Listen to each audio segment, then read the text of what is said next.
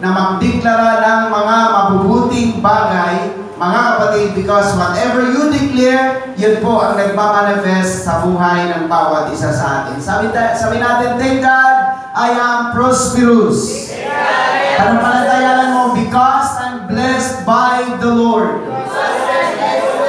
Greatly blessed, extremely blessed, highly favored, deeply loved. Sabi mo, thank God I am your child. I cannot be denied. I am your beloved. Everything in my life is well. Sige, mas malakas dyan. Sabi mo, my life is well. My family is well. My job is well. My business is well. In the presence of God, nothing is missing. Nothing is broken. All is well. Nararamdaman ko na mayroon pong mga prayer request na natupad na ni Lord yung mga nagsabi sa Christmas tree. Alam ko po, mayroon na pong nangyari. If you are that person, pwede kang magpasalamat sa Panginoon. Ina-advise ko si Mika na ilagay niya na ang kanyang dreams. Doon po yung kanyang milk teahan, doon po sa side na yan. Dahil sabi ko, Lord, bigyan mo lang ako ng malaking transaction and then I will help sa mga member ng church na mag-raise ng kanilang sariling business. Kasi alam niyo po, mga kapatid, tulungan tayo na magtagumpay sa buhay. Amen? Bakit? Kasi kapag tayo ay may pera, masaya ang lahat. Kaya katabi mo, hindi mo masisisi kung bakit malungkot kasi wala yung pera. Amen? Hallelujah. Sabi ko nga, sa mga may asawa, kapag ang asawa nyo nagdadadabog, kaaga-aga, nagsisimangot kaaga-aga, naninirmon kaaga-aga, wala yan budget. Ang gawin mo lang, pag nagdadabog, abutan mo ng 1,000, pamaligid. Tingnan mo, mamaya, nakangiti na. Mamaya, tahimik na. Mamaya, hindi na yan nagdadabog. Tama? Praise God. Kaya, tayo mga kapatid, we will turn sa buhay po natin na tayo ay maging blessing sa iba. Amen? Praise God. At inyong pamilya po ninyo, ilagay nyo na po doon. And then we will pray continually sa inyong pamilya na pagpalain sila ng Panginoon. Amen? Of course, God will do something para po sila, mga kapatid, ay i-bless ang kanilang pamilya araw-araw. Hallelujah. So, darako tayo sa ating mensahe, mga kapatid. Again, we're still here in Book 4, which is entitled, Who He Is Between Us. At kinuha po natin sa Psalms, mga kapatid, hallelujah. Wala po, hindi ko nakopya sa aking, ano nangyari? Ayan. Praise the Lord. The Lord is my rock, my fortress. Siguro, pang 30 na natin yan. Bawat kasi book, 14, Sister Joy. Memorize na natin siguro ito. Hallelujah. The Lord is my rock, my fortress, and my deliverer, my God, my King, and firm strength in whom I will trust and take refuge, my shield, and the horn, my salvation, my high tower. Kaya ang Diyos, mga kapatid, ang ating sandigan. Part 1, mga kapatid, siya ang Diyos na ating kaagapay. He is the God, our helper in Hebrews 13:6. Part 2, siyang Diyos na ating kaibigan. He is the God, our friend in John 15:15. And part 3, siyang Diyos na ating karamay. He is the God, our sympathy in 2 Corinthians. Praise God, 6:3 hanggang 4. And part 6, siya ang Diyos na ating katibayan. He is the God, our foundation in Isaiah 28:16. Part 7, siyang Diyos na ating kalasag. He is the God, our shield in Psalms 3:3. And part 8, siyang Diyos na ating kakampi. He is the God, our defender in Psalms 56:9. And part 9, siyang Diyos na ating kapayapaan He is the God our peace in 1 Corinthians 14:33. And part 10, siya ang Diyos na ating katiwasayan. He is the God our tranquility in Jeremiah 33:16. And part 11, siya ang Diyos na ating karunungan. He is the God our wisdom in 1 Corinthians 1:24. And part 12, siya ang Diyos na ating kaligtasan. He is the God our salvation in Matthew 1:21. That was last Sunday. Ano po?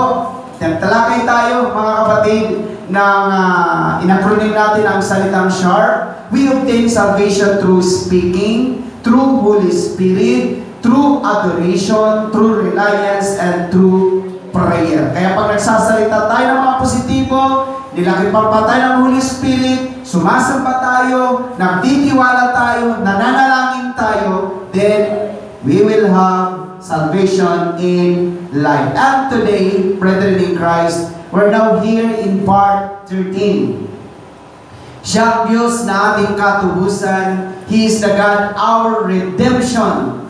Psalms 19:14. Tingnan po natin, mga kapatid, ang talata. Psalms 19:14, maging kalugod-lugod nawa ang mga salita ng aking bibig at ang pagbubulay ng aking puso sa iyong paningin, O Panginoon, na aking malaking bato at aking manunubos. In English, maganda mga kapatid, sabi po dito, praise God, be. Asa na tayo? Let the words of my mouth and the meditation of my heart be acceptable in your sight. O Lord, my firm, impenetrable rock and my Redeemer. Kaya ang Diyos na sinasamba natin, Diyos na manunubos. Sabi nga po natin, manunubos.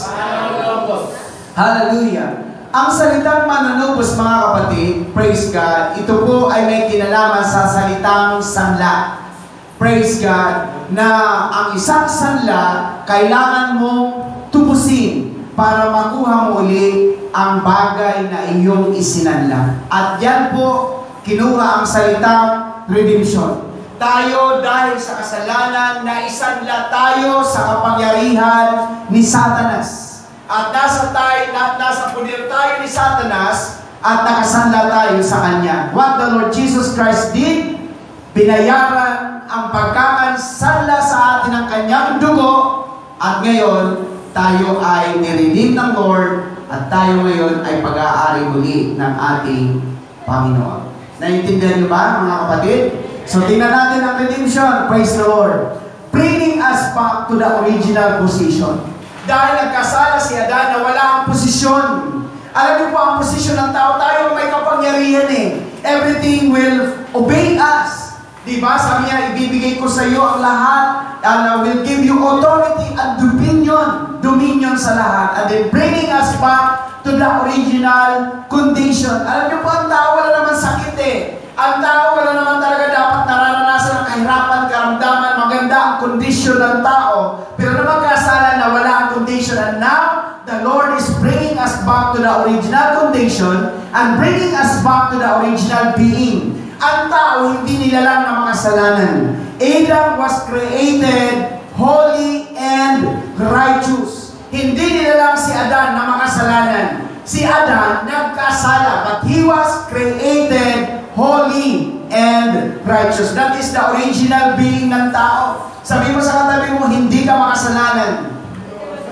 Kasi kapag inisip mo, ako ay taong makasalanan, ako ay taong mahina, ako ay taong parang binibigyan mo ang sarili mo ng lisensya to sin. Kasi sinasabi mo, ako ay makasalanan. Pero originally, ang tao hindi makasalanan. Tama? Wala akong kausap. Praise God. So, ang being natin ay banal at matuwid. And then, bringing us back to the original state. Actually, mga kapatid, ang kalagayan ng tao ay magaan. Actually, ang tao hindi naman kailangan mag-toil, hindi kailangan maghirap. Pipitas ka lang because bago na lang sa alternatiba, everything was provided. Tama ba? Hindi mo kailangan magtayo ng bahay. Mga puno. Sabi ko nga, nagbibiro nga ako eh. Kung hindi na nagkasala si Adan at Eva, dadami tayo ng wala mga saplot. Kasi ang turo ng iba mali.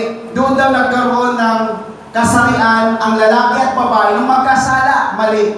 Bakit? Bago pa magkasala si Adan, sinabi na ng Lord, go and multiply. So may kasarian na ang mga lalaki at babae. Pero kung may tendency ba na hindi magkasala? Yes. Ang tao pwedeng mag-multiply pero innocente.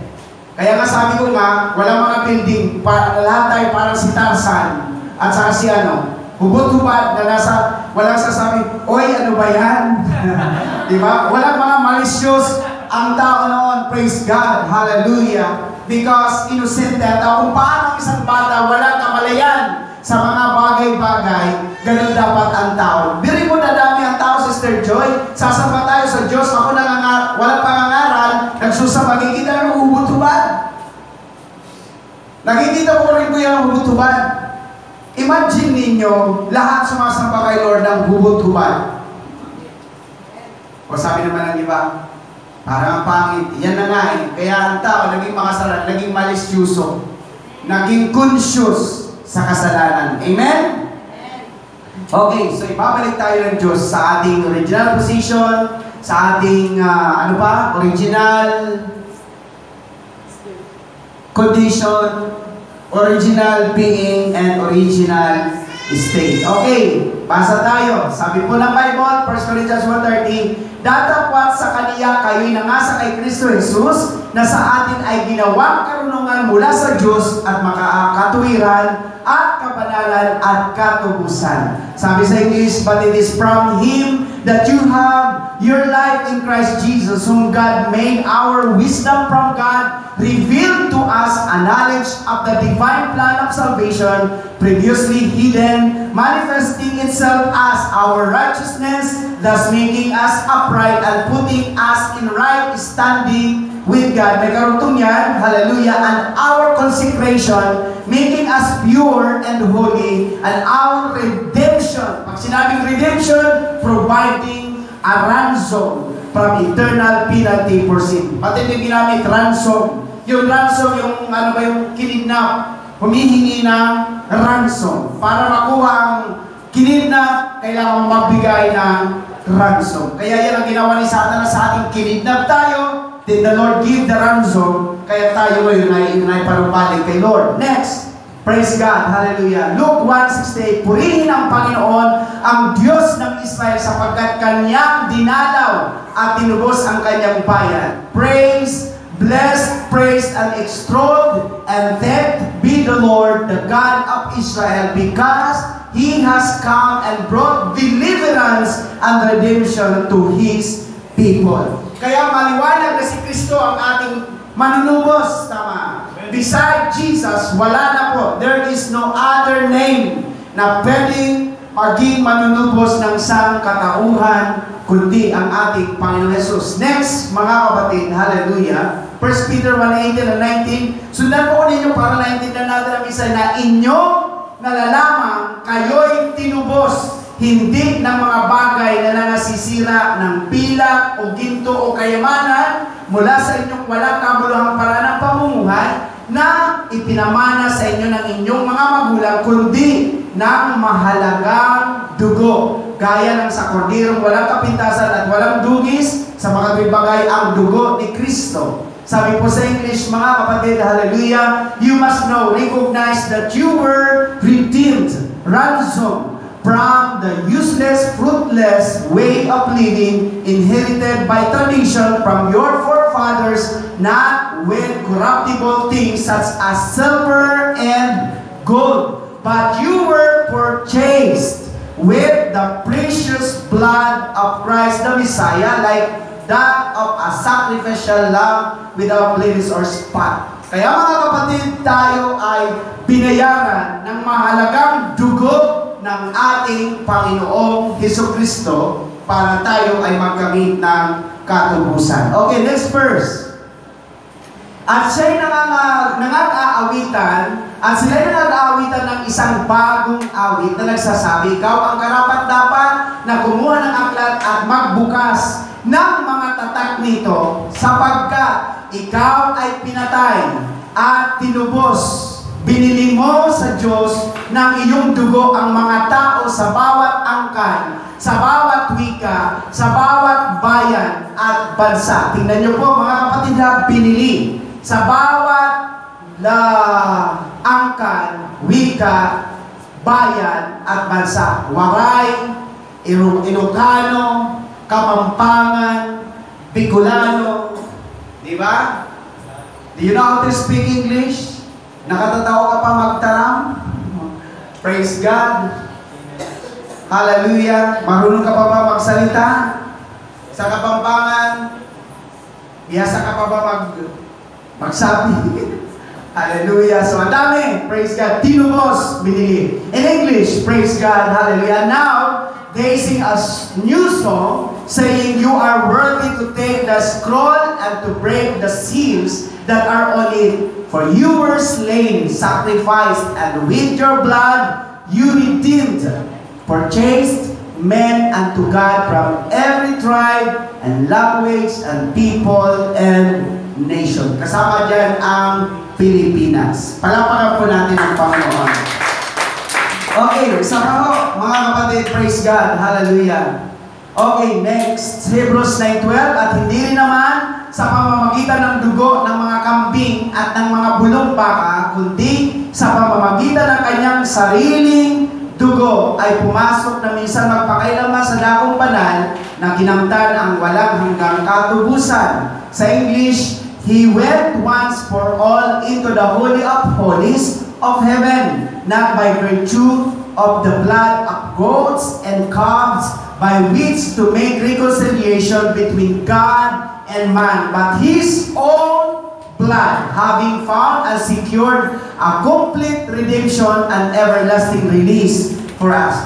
Take note mga kapatid, tinubos tayo ng Diyos ng walang hanggan. Sabi mo, walang hanggan.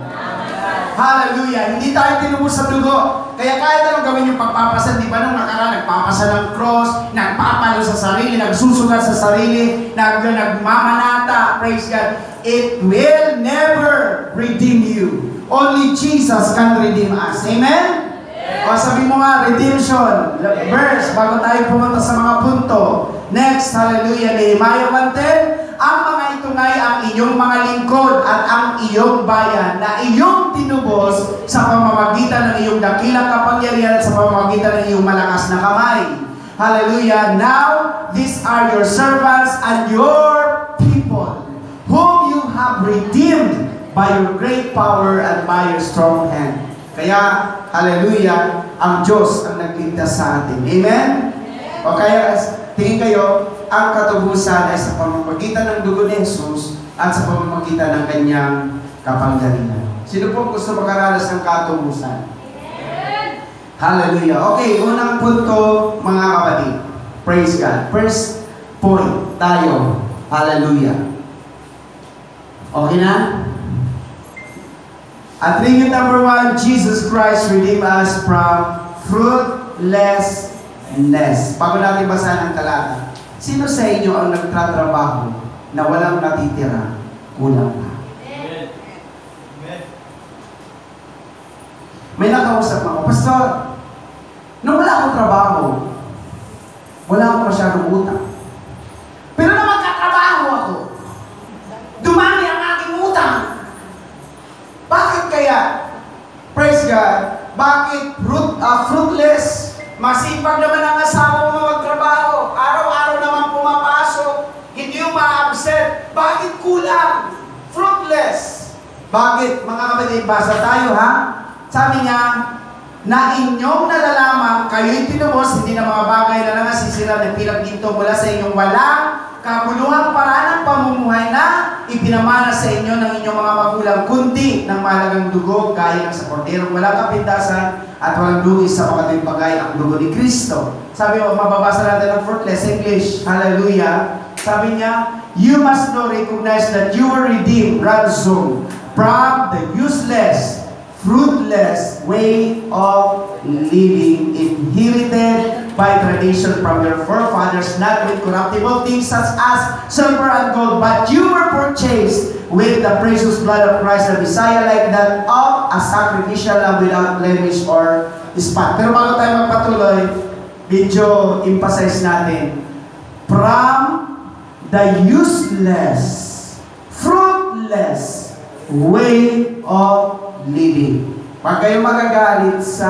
akin.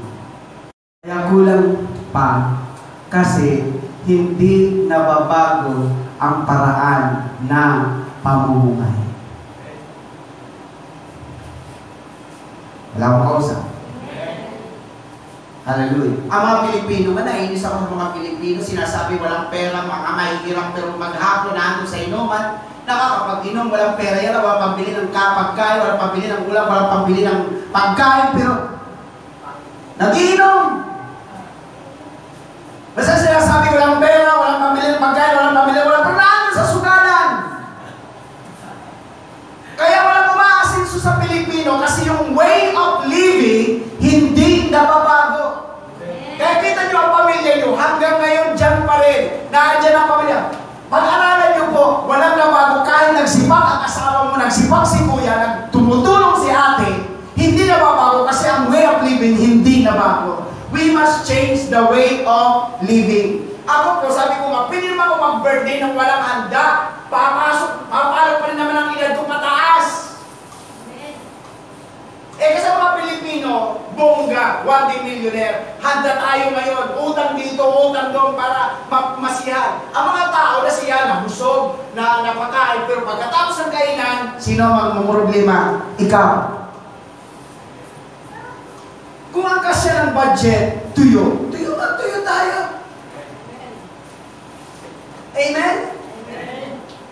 Hallelujah.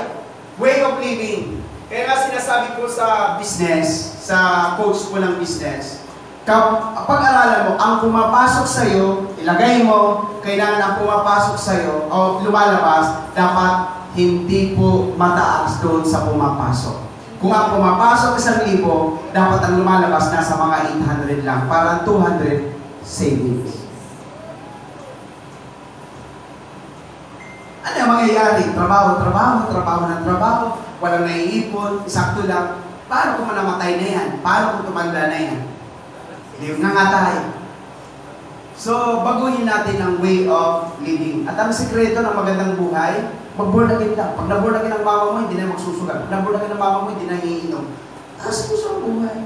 Magkano ang emperador ngayon? Magkano ang sigarilyo ngayon? Ang isang stick, 10 pesos. Nakakailang stick maghapon. O, kita niyo mga kapatid, sabi na lang natin, 5, 50 pesos. Maghapon, 50, sinunog mo lang. Naintindihan niyo ba yung way of living? Praise God. Hindi nababago. Sabi mo nga, kapag ka ang maliliit na bagay, sabi nga ni mag-ipon ka raw piso-piso araw-araw, sa isang buwan, mayroon kang 31 pesos. Sa isang taon, i-times mo ng 12, 31 pesos, mayroon kang savings sa piso lang. Kung 50 na yan, instead na ihit-hit mo, sunugin mo, itabi mo, i-agansya mo, marami kang pera. Alam niyo po kung anong binibilang na ipon ngayon ng mga tao? Tae. Praise God. Marami kaming ipon packs. Andun sa Puso Negro. Church, tingin kayo, hindi masama po mag-ipon. Bakit? Hindi mo alam ang bukas. Baka bukas may magkasakit sa inyo. Baka bukas mayroong mga ngalansin. May madudukot kayo. Amen. Kaya ang mga Pilipino, pagdating sa emergency, hindi nila alam ang gagawin kasi walang madukot eh. Amen? Mga dinudukot, kulangot lang. Kung kulangot sila lagi. Are you in church? O sabi mo nga sa katabi mo, way of living. Pero iniligtas tayo ng Diyos doon sa way of living natin na walang bunga. At ngayon, mabunga. Amen? Hallelujah. Sabi mo nga sa katabi mo, I like that. I like that. Gusto ko mga kapatid lahat tayo masinso. Praise God. Hallelujah. Next, pangalawang punto, Jesus Christ redeemed us from adversaries. Adversaries means kaaway. Hindi yung kapitbahay, ha? Hindi yung kapitbahay yan. Ang sinasabing kaaway, si Satanas at mga demonyo. Yun ang kaaway nyo. Amen? kung ang inyong kapitbahay na nakakaaway nyo, hindi talaga sila yun. Sinapian lang sila ng demonyo. Intindihan nyo? Ang asawa mo, mabait naman yan. Pero pag nakaaway mo, sinapian niya ng demonyo. Kaya kita mo, hindi malayo sinasabi ng asawa, demonyo ka talaga! Hindi talaga na demonyo eh. Amen? Tapos sasabihin ng lalaki, makalayas na nga sa impyerno ng bahay. Bitoy mo, mga demonyo na nasa impyerno pa. Saan ka? O bakit? Kasi nanidemonyo minsan ang tao. Are you a church? Pero again, niligtas tayo kay Satanas. Wala nang kapangyarihan si Satanas. Basa tayo. Sige, next. Hallelujah. Sabihin gayon ng tinubos ng Panginoon na kanyang tinubos sa kamay ng kaaway. In English, let the redeemed of the Lord say so, whom He has delivered from the hand of the adversary. Kaya wala nang kapangyarihan ng iba na tutuwa ko dito. Tutuwa sila conscious. Wala pang nagsumbong sa akin, Pastor, naramdaman ko si Lord nung nag-iisa ako sa taas. Tama, may nakarinig naman, nagsumbong ba si Bugro? Si Sister Joy? Si Sister Joy nagsusumbong sa akin. Gusto ko marinig, Pastor, alam mo, nakakarinig ako ng yabag sa taas. Yabag ng paa ng Panginoon. Ang ganda ng ganda. Hindi eh. Pastor, naririnig mo ba? Amen. Parang may tao sa taas. Inaano pa yung mga upuan. Hallelujah. Amen. Saan ba kayo conscious talaga? Wala na si Satanas. Niligtas na tayo kay Satanas, tama? Lalabas siya kung dito may demonyo pa, di mas born again ang demonyo kaysa atin. Kasi hindi tayo lagi dito. Siya, lagi dito. Tama? Tapos mayroon pang video na bigla nagsara ang pinto. O di good. Automatic.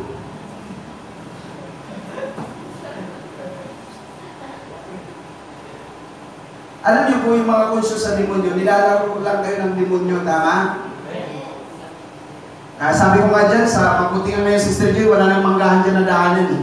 Walang dumadaan dyan, shortcut from Abacan, papunta dito sa Insulville. Pagdating alas 11, wala nang dumadaan dyan. Dati, ngayon wala na eh.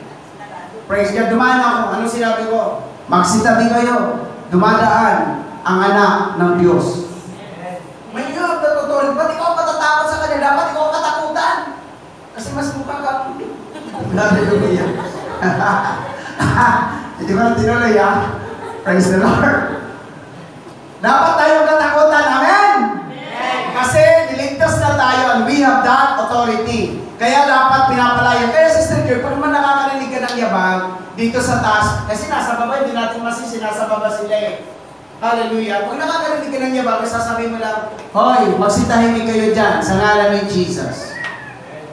Amen? Ngayon, halimbawa si Bugro, may nararamdaman, nag-iisa sa dito, bigla may nararamdaman, sabihin mo bigla, Bugro, pakita nga kayo sa akin. Amen? At tatakbo ako. Praise the Lord. Maganda yung papakita, tapos tatakbo. Hallelujah. Amen? Praise the Lord. Kasi, ang mga pumapasok dito, sabi niya, alam niyo yung church yung parang madilim. Talagang pinadilim natin. Kasi pag tinanggalan ko, bakit hindi nyo alam kung anong yung itsura ng church? Pasok ang araw dyan. Amen? Hallelujah. Sabi mo nga ulit sa katabi mo, you have the authority. Sige nga, gamitin ka natin ang authority. Sabi na, Satanas! Ay, anong power sa Satanas? Lakasan natin, Satanas! Lumayas ka! Wala kang karapatan sa akin. Amen? Praise God. Hallelujah. Ulitin ko mga kapatid, yung inyong nararamdaman dito, hindi ko demonyo, mga anghel. Ang demonyo hindi sumasamba sa Diyos. Noong nag-organ nga ako dyan, nag-iisa ako, ang daming kumakanta doon sa likod eh, narinig pa sa baba. Oh, ang demonyo ba kumakanta? Tayo nga ng mga hindi demonyo, ayaw nyo lang kumanta eh. Are you church? O sabi mo nga, malaya ka na. Iligtas na tayo. Inalis na tayo doon kay Satanas. Pangatlo, hallelujah, Jesus Christ redeemed us from curses. Sumpa. Sumpa ng kabaklaan. Sumpa ng ano pa mga sumpa, mga kapatid. Lahi ng mga magnanakaw. Sumpa yan, mga kapatid. Tingin kayo sa akin, mayroong pamilya lahi ng broken family. Ang nanay humiwalay ng asawa ng iba, ang anak humiwalay ng asawa ng iba, ang anak din, ang anak, ganoon din ang history. Sumpa mo yan. At dapat maputol. Amen? Alam niyo po, yung, sorry ha, mga kapatid, atin lang, yung kilala ko ngayon na pamilya, grabe, lahat silang magkakapatid, same history. Sabi ko, kawawa kasi yung panganay eh. Kawawa yung panganay na anak sa unang asawa.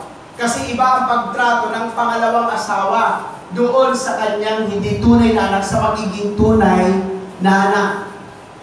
Maniwala kayo, walang totoo na kahit gaano kamahal, same ang pagtrato, hindi o. Iba pa rin po talaga ang pakiramdam sa tunay na anak. Tama? Eh, si Pastor Bob Albios, kilala niyo ba si Pastor Bob Albios? Ilan sila magkakapatid? Kung sila po ay 6 na magkakapatid, 6 ang tatay. Sabi ko, okay parang nasa Bible. Parang nasa Bible. Praise God. Sabi ni Jesus, dali mo ang iyong asawa. Lord, wala akong asawa. Sabi ng Bible, nakapito siya. Alam niyo po sa Bible Times, yung 7 na yon, ang patakal kasi sa Bible Times, Sister Jack, pag namatay ang panganay, ang pangangasawahin mo sa susunod, yung pangalawa. Pag namatay ang pangalawa, sunod mo mga asawa, pangatlo. Kaya yung 7 na yon, puro magkakapatid mo yun. Inaasawa ng lahat ng babae. Again, ang tanong pa, sino Lord ang aking asawa sa baba? Nakapito ng Eni. Bisaya pakin. Pangwalo. Praise God. Hindi pa makontento. Sabi niya, 7 na ang kanya na mga asawa dito. Nasa Bible niyan, 7 na ng mga asawa, pero gusto niya pa sa langit kung sinong mapapangasawa. Sa langit, mga kapatid, wala nang asawahan. Kayo mga binata, Archie, mag-asawa ka na. Sa langit, wala nang asawahan. Praise God. Hallelujah. Bakit? Lahat ng kasarian mawawala. Wala nang ano doon, wala nang ano ang babae, wala nang kasarian ng babae, wala na rin ang lalaki. Lahat tayo magiging katulad ng anghel. Hindi na tayo babae, hindi tayo lalaki, hindi rin lalong bakla, hindi na lalong tumboy. Wala tayong kasarian. We will be like angel. Kaya hindi na tayo magdadami. Kaya ngayon, si Mikaelo, sayang yung lahi niya, mabait yung lahi niya, magpadami na siya. Pero yung mga pasaway, huwag kayo magpadami, pagkausap ko lang. Amen? Palapakan niyo si Lord. Begin, basa tayo sa sumpa ng kautusan ay tinubos tayo ni Kristo at naging sumpa sa ganang ating sapagkat nasusulat, sinusumpa ang bawat binibitay sa punong kahoy. Next, sabi po ng Bible, sige, English, Christ purchased our freedom, redeeming us from the curse, doom of the law and its condemnation, by Himself becoming a curse for us, for it is written in the Scripture, cursed is everyone who hangs on a tree is crucified. Kaya mga kapatid, kung may lahi kayo ng aswang, dapat putol na yan. Ang iba, proud na proud ka sa lahi nila. Alam mo, Pastor, lahi namin diabetes. Lahat po ng aming mga ninuno namatay po ng diabetes. Ang lulo ko namatay sa mataas ang sugar. Ang mama ko namatay ng mataas din ang sugar. Ako din, Pastor, mamamatay din po ako ng mataas ang sugar. Ang anak ko, wow, proud pa siya. Alam niyo po, walang masama kung may lahi kayo ng asthmatic. Ang hirap ng asthma. Ako, dati asthmatic ako Pero 7 years old, nawala si Sister Joy. Nawala. Sabi niya, babalik daw ng mga pag-ilan. Pero sabi ko, hindi ko pinapayagan bumalik. Okay. Hirap ng asthmatic, wala kang ginagawa, pero pag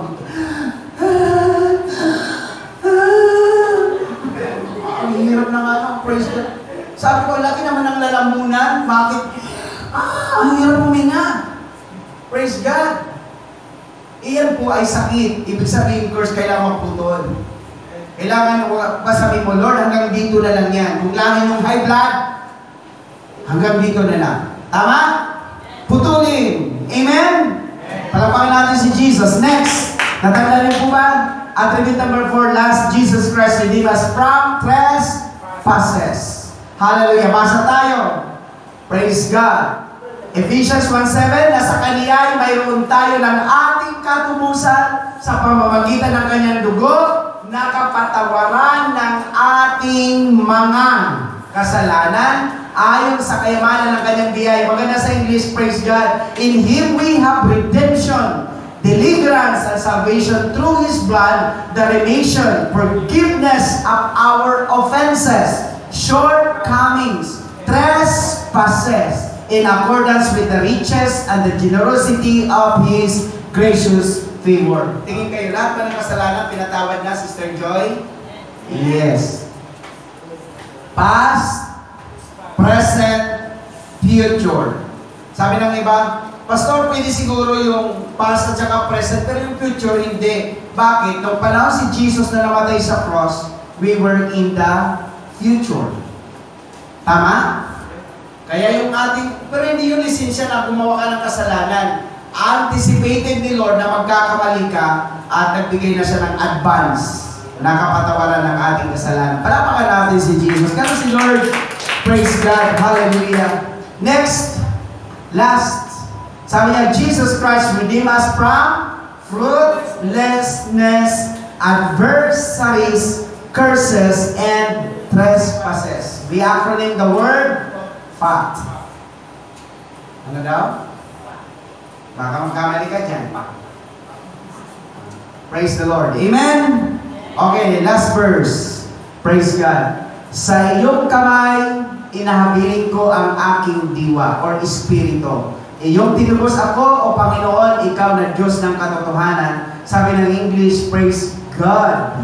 Sige, into your hands I commit my spirit. You have redeemed me, O Lord, the God of truth and faithfulness. Sabi po diyon, sige, last slide. Commit your life to God, our faithful Redeemer, affectionate Redeemer, compassionate Redeemer, and truthful Redeemer. Ang gagawin mo lang mga kapatid, alam niyo po, bakit hindi nakakakilos si Lord? Hindi natin ibinibigay ang ating buhay. Alam niyo po, minsan sabihin niyo mga kaya kay Lord, Lord, bahala ka na sa buhay ko. Gawin mo ang gusto mo sa buhay ko. Amen? Ibigay natin ang ating mga sarili kay Lord and then siya na ang bahala sa atin. Sabi ko nga mga kapatid, ang trabaho ni Pastor, magpalaala, mangaral, pero hindi ko trabaho magbago sa inyo. Trabaho ni Lord ang magbago sa inyo. Sinasabi ko lagi, Lord, I did my part, do your part. Ang baguhin ng mga tao. Amen? Amen? Praise the Lord. Sabi mo nga, baguhin. Sige po, tayo lahat.